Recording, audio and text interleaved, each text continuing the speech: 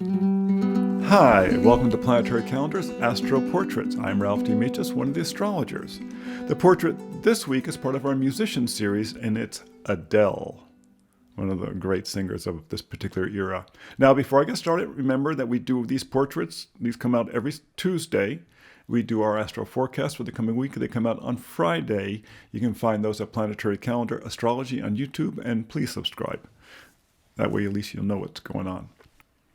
So let's take a look at Adele's chart. May 5th, 1988, 8:19 a.m. BST, Tottenham, England. Born right in the middle of Taurus at 15 degrees, with Jupiter conjunct the Sun within 2 degrees at 13 degrees Taurus. So this is a person with big ideas. Jupiter makes everything bigger. And Juno conjunct the Sun at 21 degrees, the marriage asteroid. So she seems like a very marriageable girl. Now, she has Cancer rising, right? So she has that emotional sensitivity and yet strength that comes with Cancer rising. And she has the moon in Sagittarius.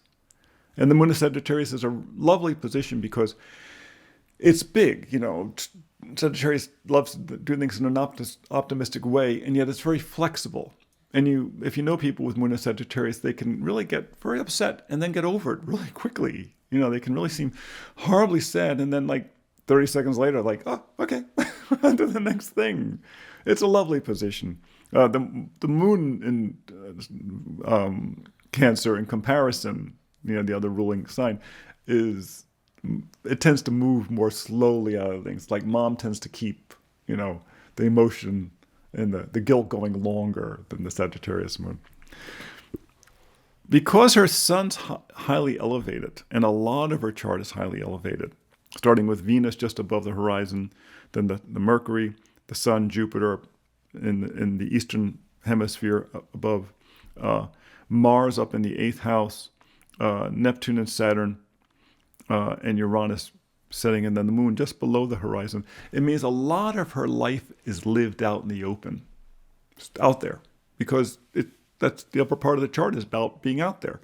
When people have a lot of planets below the horizon, a lot of their life is lived in their private world, in their family, among people they know, their intimates. When you're in the upper section, it's a social position, and her life has been very social. She's born in 88. She's had a very successful career, very out there career for a relatively young person. Now, Taurus is one of the great classic signs for singers. And oftentimes you'll find strong Taurus in people's charts because it's the throat. You know, if you don't get the throat and the voice that's going to allow you to sing, you don't have a career. And they have to have the endurance that comes with that. You know, it's not enough just to have a beautiful voice. You have to sing again and again and again when you're a professional. If you ever watched The Voice, for instance, and you watch the contestants go through The Voice, as time goes on with all the singing they're doing, their voices start to suffer. And you see professionals, people like Adele and people, they practice how much, and yet they still get up on the stage and they do these incredible performances, but they get careful. They have to really guard those resources, and that's what Taurus is so good at. It's good at guarding resources. It's a great sign for bankers, for instance. Like this, it's considered the place for bankers. Jupiter conjunct the rising once again makes things big, makes things lucky. It's in the 11th house. It's the house of the marketplace, which means she would do especially well in the world of modern media. The 11th house is, you know, modern media. If you think about it, 200 years ago, how many famous singers were there? There were no, you know, globally known singers 200 years ago. Even 100 years ago, there were very few. We live very close to where Lily Langtry, who was one of the great famous singers of the late 1800s, early 1900s, settled. She was from the island of Jersey, and she settled here in Napa. And she was an internationally well-known singer, and she was one of a small handful because there was almost no recorded music. I mean, Edison, you know, lived in the 1800s. Before then, everything was live. So she thrives in the time of the 11th house, the house of mass media. She thrives in that with Jupiter there. The 6th house, Sagittarius Sun, is a bit of a puzzle, but the key is what degree is it at? It's at 26 degrees Sagittarius. That's the galactic center. It's a highly esoteric point. It's in the house of the servant. Her emotional nature, in some ways, is fulfilling a greater spiritual service. And I think that, the arts are so important in life. If you think about how much our lives are improved by the arts, especially today. This is someone who has, helped so many people by creating songs. She is a songwriter, and then, someone who sings with great emotion, helping people get in contact with their emotions. This is a huge benefit that she's created to people. I mean, she's been very well rewarded, of course, but it's not been easy. Now, like I said, the Cancer rising has a lot to do with emotional strength. There is a certain crustiness that goes there, normally with Cancer rising. A lot of times people with Cancer rising are like the crab. They're very crusty on the outside and very soft inside. Once you get past that crusty experience, you meet someone, they're like, nah. That's a Cancer rising. But then you start talking with them, then you say, well, you hungry? Well, let me get some food. They're really nice. They're just, once you get past that shell. She kind of overcomes that a bit because in what's called the Gogolon spot, that's about 15 to 30 degrees above the ascendant, she has Venus. Venus in Gemini. Gemini is the sign of the writer. Gemini is the sign of the communicator. It's Venus. It's conjunct in the same degree Chiron, the wounded healer. She can write about her pain. It's in the 12th house, the house of suffering sometimes, but she can write about her pain. The 12th house is also the house of the studio. And she has what? Mercury in rulership in Gemini there, with Venus conjunct Chiron. She has suffered for love. And then Gemini said, we could write about this. And that's been a big part of her life. That's really where her talent comes out. She is one of these people who really does wonderfully in the studio. The 12th house is that protected space of the studio. When you see movie directors, sometimes their 12th house is packed. They live so well in that protected world of imagination. She has another thing that really serves her in terms of media. She has Mars in Aquarius in the 8th house. Now, Mars in Aquarius is not like an easy position. It's a Saturnian sign, and it's Mars. The two toughies of the zodiac, of the sky, are basically Saturn and Mars, right? So she has Mars in Saturn's sign. So there's a certain toughness with her. And to make it even more entertaining, she has Pallas Athena, the warrior goddess asteroid, conjuncted within 1 degree. So when you get her within a group of people, she's very good at managing the group. Like it's in the 8th house, the house of manager. She's real good at that. And she has the part of fortune there.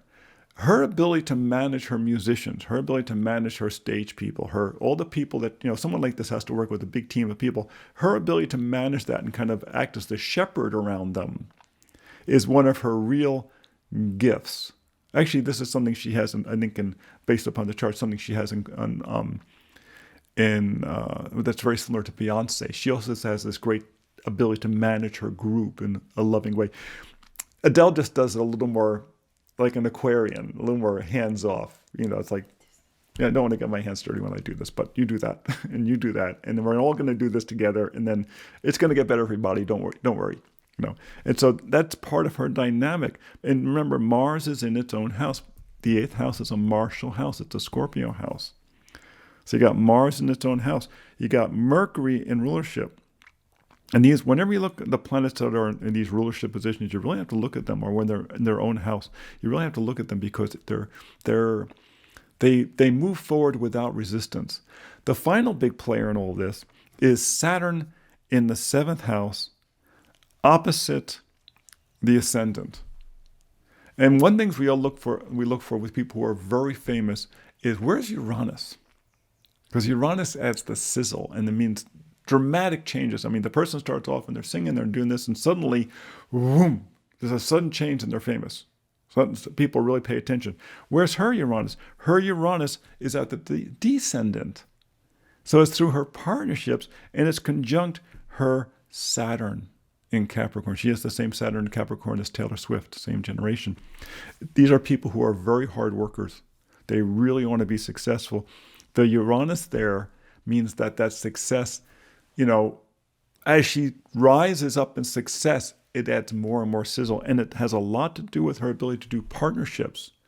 It's not what she does. It's when she reaches out to you, you hear it, or the other musicians hear it, that the sizzle takes place. She doesn't do it by herself. It's when she reaches to others. And you see her and she looks like a nice person.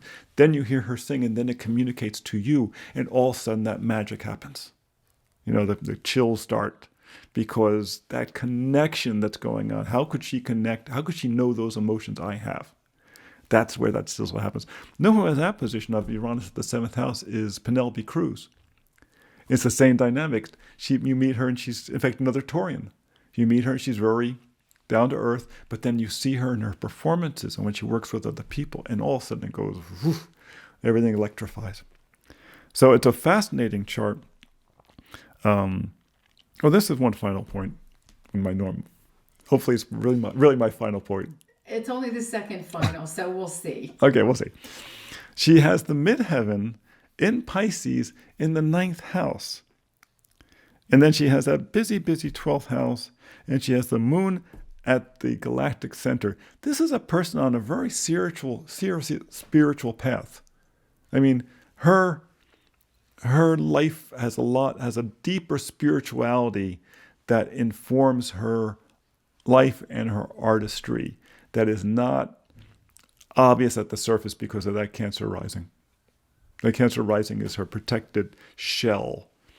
But you go beneath the surface, if you talk about her motivations for doing this, she has Ceres up in that house with the North Node. When she's able to be a spiritual shepherd to others, she can inspire them. She can work with young artists.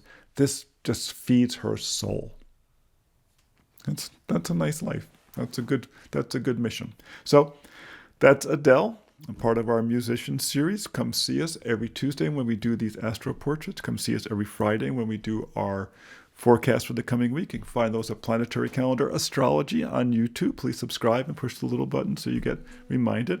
And for our books and for the Planetary Calendar, you can find all of those at planetarycalendar.com. Until next time, be well.